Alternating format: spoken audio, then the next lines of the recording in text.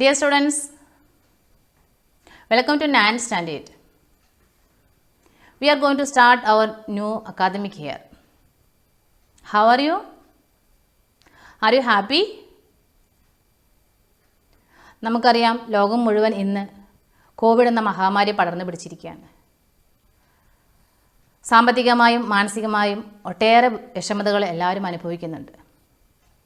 കുട്ടികളായ നിങ്ങളിലും മാനസികമായ ഒത്തിരിയേറെ വെല്ലുവിളികൾ നേരിടേണ്ടി വരുന്നുണ്ട്. കഴിഞ്ഞൊരു വർഷമായി ഓൺലൈൻ ക്ലാസ്സുകളായി നമ്മൾ വീടിനുള്ളിൽ തന്നെയാണ്.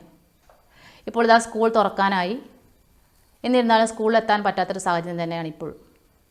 ഇതിനെല്ലാം മറികടന്ന് നമുക്ക് പഴയതുപോലെ ജീവിക്കാനാകും എന്ന ശുഭാപ്തി വിശ്വാസത്തോടെ നമ്മൾ നമ്മുടെ പുതിയ അധ്യയന വർഷം ആരംഭിക്കട്ടെ. അതിനായി സർക്കാരും ആരോഗ്യവകുപ്പും നൽകുന്ന നിർദ്ദേശങ്ങൾ നമുക്ക് ശ്രദ്ധാപൂർവം അനുസരിക്കാം. മാസ്കുകൾ ശരിയായി ധരിച്ചുകൊണ്ടും സാമൂഹിക അകലം പാലിച്ചുകൊണ്ടും പരമാവധി വീടിനുള്ളിലായി തന്നെയും നമുക്ക് സേഫായി നമ്മളെ സംരക്ഷിക്കാം. എത്രയും പെട്ടെന്ന് സ്കൂളിലെത്തി നിങ്ങളുടെ അധ്യയന വർഷം പുനരാരംഭിക്കാൻ കഴിയും. നമുക്ക് എത്രയും പെട്ടെന്ന് തന്നെ നേരിട്ട് കണ്ട് ക്ലാസ്സുകൾ തുടരാനാകും എന്ന ഉറച്ച വിശ്വാസത്തോടുകൂടി നമ്മൾ നമ്മുടെ പുതിയ അധ്യയന വർഷം ആരംഭിക്കുകയാണ്. കൊറോണ എന്ന വൈറസ് ഈ ലോകത്തു നിന്ന് ഇല്ലാതാകാൻ ദൈവത്തോട് നമുക്ക് ആത്മാർത്ഥമായി പ്രാർത്ഥിക്കാം. ആദ്യമേ നിങ്ങൾക്കെല്ലാവർക്കും പുതിയ അധ്യയന വർഷത്തിൻ്റെ ആശംസകൾ നേരുന്നു. Let us start our biology class. In 8th standard, we already learned about some basic contents in biology. In first two chapters, you discussed about cells and tissues. You learn about the fundamental units of life, that is cell, and also you compared animal cell and plant cell, and you are familiarized with the structure of microscope and its parts. In the second chapter, you learn about plant and animal tissues and different functions performed by these tissues. In third chapter, you have learned about the possibilities of different techniques in agriculture, and also you learned the pest management, including integrated pest management, and also you are familiar with different sectors of agriculture and its varieties, and also you studied different new methods or new techniques in agriculture, including polyhouse farming, precision farming, hydroponics, aeroponics, and then vertical farming, horizontal farming, etc. Then you studied how to classify the animals and plants and giving names for them, that is taxonomy. And then you have studied about our ecosystem and different trophic levels of ecosystem and ecological interactions between them. And also you discussed about how to conserve our ecosystems and different organizations related with it. And lastly, you studied about the reproductive system in plants and animals.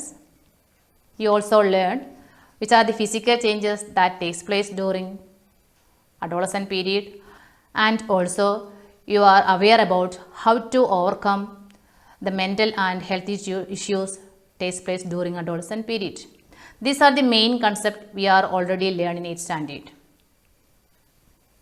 But in 9th standard, we need a detailed study. Most of the chapters are related with the human beings and our organ systems, except the first chapter.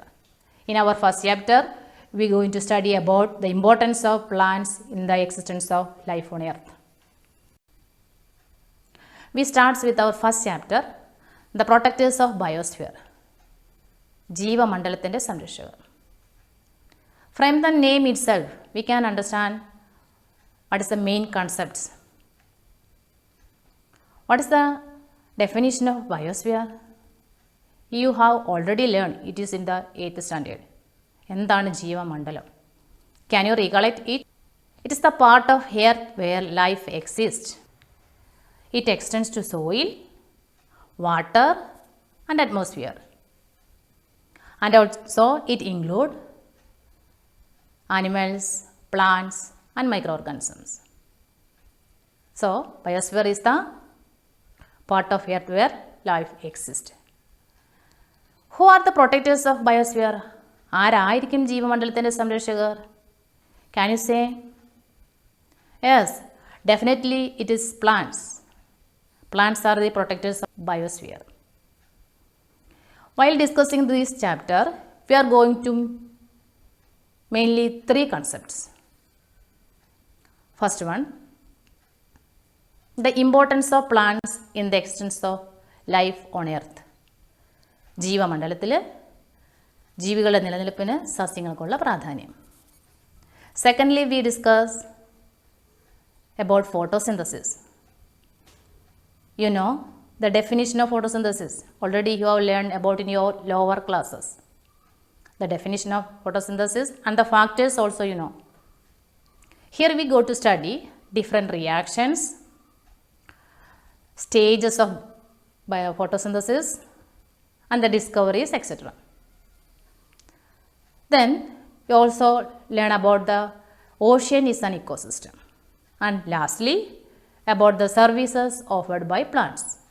These are the main concepts we are going to discuss in our first chapter.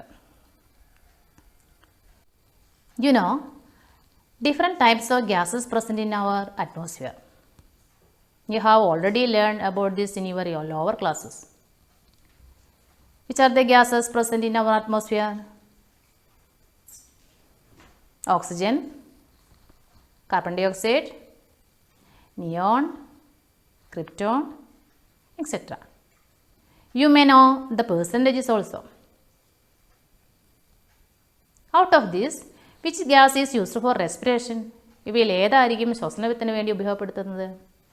Yes, it is oxygen. After respiration, which gas is evolved out? Carbon dioxide. That is, during respiration, oxygen is absorbed and gives out carbon dioxide. Then, we are going to analyze an illustration that is given in your textbook. While observing this illustration, you must go through the indicators that is given in your textbook. അത് വിശകലനം ചെയ്യുമ്പോൾ ടെക്സ്റ്റിൽ കൊടുത്തിരിക്കുന്ന സൂചകങ്ങളുടെ അടിസ്ഥാനത്തിലായിരിക്കണം വിശകലനം ചെയ്യേണ്ടത്. So observe this illustration.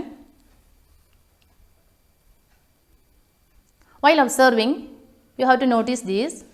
Which are the gases mentioned there? അവിടെ സൂചിപ്പിച്ചിരിക്കുന്ന വാതകങ്ങൾ ഏതൊക്കെയാണ്? Oxygen and carbon dioxide. Okay.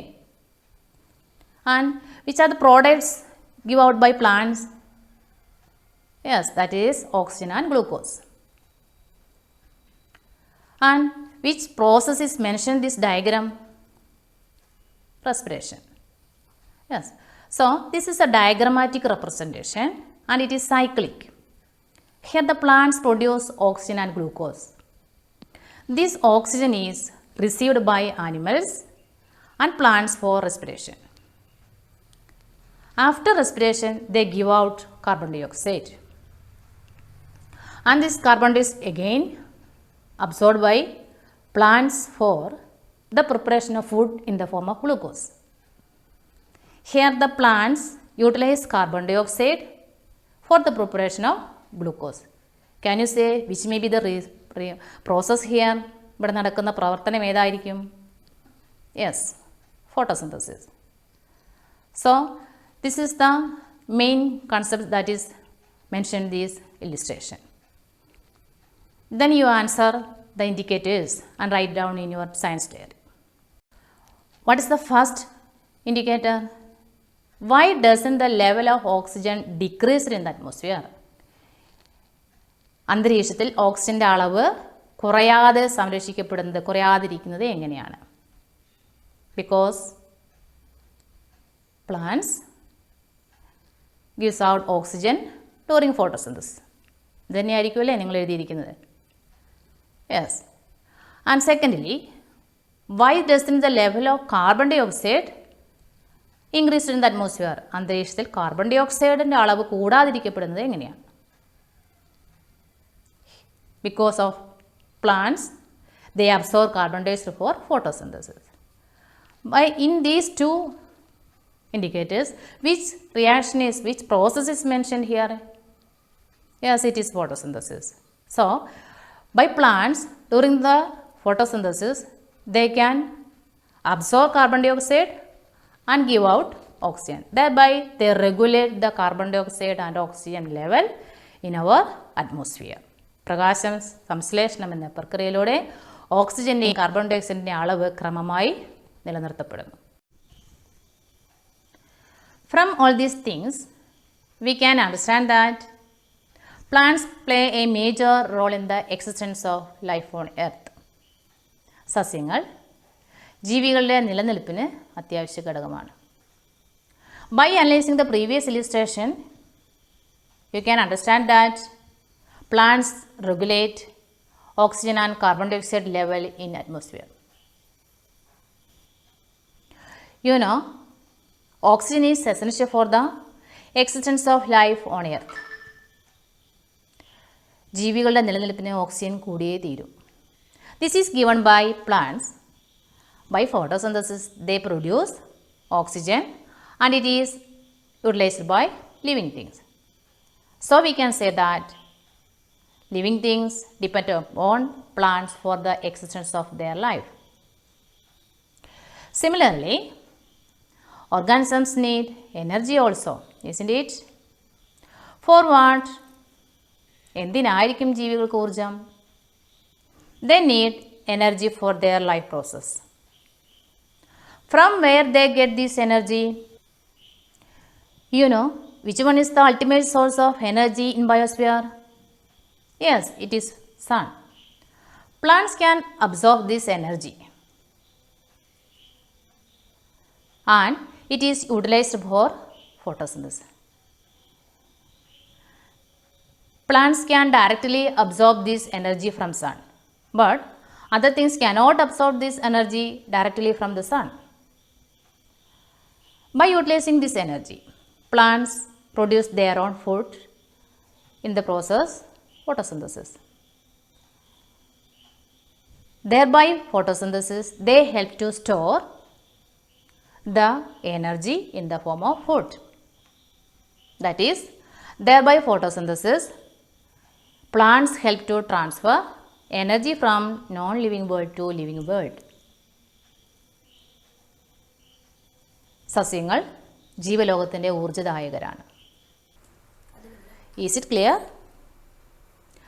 So, we can conclude that plants play a major role in the existence of life on earth because they give both oxygen and energy for us. While observing the above illustration, you can find that the level of carbon dioxide is not increased in our atmosphere because this carbon dioxide is absorbed by the plants for photosynthesis. We know the normal level of carbon dioxide in the atmosphere. What happens when the carbon dioxide level increased? What is the condition? When the level of carbon dioxide increased to a certain extent, it leads to a dangerous situation, that is global warming. അന്തരീക്ഷത്തിൽ carbon ഡയോക്സൈഡിൻ്റെ അളവ് ക്രമാതീതമായി വർദ്ധിക്കുന്നത് ആഗോളതാപനം എന്ന പ്രതിഭാസത്തിന് കാരണമാകുന്നു. It is a dangerous situation in which the temperature of atmosphere increases. The main reason for global warming is the increase in the level of carbon dioxide in the atmosphere. Global warming is mainly human-caused increase in global temperature. The largest human influence has been emission of greenhouse gases such as carbon dioxide, methane, nitrous oxide, etc. In addition, due to deforestation, pollution, emission of greenhouse gases, industrial revolution, overpopulation, and indiscriminate use of vehicles, etc. also leads to this dangerous condition. With the help of attached video, you can understand What is global warming? The reasons of global warming, how it affects our universe, and how can it prevent this phenomenon. So, let us watch this video carefully. Global warming and greenhouse effect. Earth, the third planet from the Sun. The only planet having a vast diversity of life forms. While other planets of our solar system are either scorching hot or bitterly cold, Earth has a relatively stable temperatures. What is that which is making Earth different? What exactly is making Earth such a favorable place to live on? It is the Earth's atmosphere, which is a thin blanket of air surrounding the Earth from all sides. This air is a mixture of many different gases. Just like an umbrella which protects us from sun and rain, this thin layer of air protects Earth from the harmful radiations from the sun. But this stable temperature is rising every passing year. Oceans are getting warmer. Significant shift in the climate is seen. Glaciers are melting. Why is all this happening? What should be done to stop all this? We'll find the answer to all these questions through this session. Earth is constantly bombarded with enormous amount of radiations from the sun, which we receive in the form of light and heat energy. These radiations, in the form of visible, ultraviolet, and infrared, have to first pass the Earth's atmosphere before reaching the surface. The ozone layer, which is present in the Earth's atmosphere, blocks some amount of harmful ultraviolet rays from reaching the surface.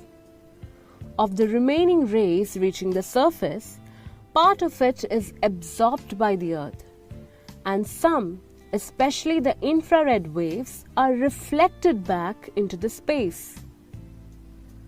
But some gases in the atmosphere traps this heat radiation and re-emits it to the surface, which leads to heating up of the environment.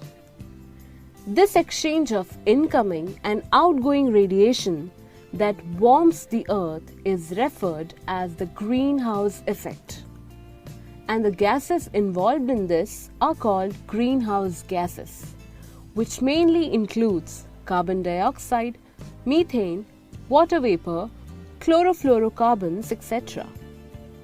Friends, but are you not wondering why it is called greenhouse effect? Is it something to do with the greenhouse? If you said yes, you're thinking in the right way. A greenhouse is a glass building in which plants that require protection from cold weather are kept. The glass cover helps to trap all the heat energy and keeps the inside environment warm. Now consider our planet Earth. The atmosphere acts as the glass and traps the heat. The greenhouse effect is essential in order to keep our planet warm. In the absence of this effect, the temperature of the Earth's surface would have been -20 to -40 degrees Celsius. But too much of something is bad, right? If the plants in the greenhouse receives excess heat, it would burn. And if we consider planet Earth, over the last 2 centuries, human activities have changed the Earth's atmosphere in a dramatic way. The amount of greenhouse gases have increased and are still increasing. They trap too much heat. And this excess of greenhouse effect results in global warming, which is an increase in the Earth's average temperature. Consequences of global warming are enormous. Its effects are not limited to one country, but it would affect the entire planet. Knowing the fact that global warming exists and human-made carbon dioxide emissions have caused it, But what can be done by us? How can we contribute in reducing global warming and also its consequences? Well, planting more number of trees, reducing waste generation, reducing the use of products which generate greenhouse gases, using energy efficient appliances, increasing the fuel efficiency of vehicles, using more renewable energy, or say switch into greener ways which causes less harm to our environment. You can understand what is global warming, the reasons of global warming, how it affects our universe, and how can we prevent this phenomenon. Write down a short note in your science diary and send the same to your biology teacher. നമുക്കറിയാം June 5 ലോക പരിസ്ഥിതി ദിനമായി നമ്മൾ ആചരിക്കുകയാണ്. Related with Environmental Day, you should prepare a poster based on the message, Save Earth from Global Warming. Okay?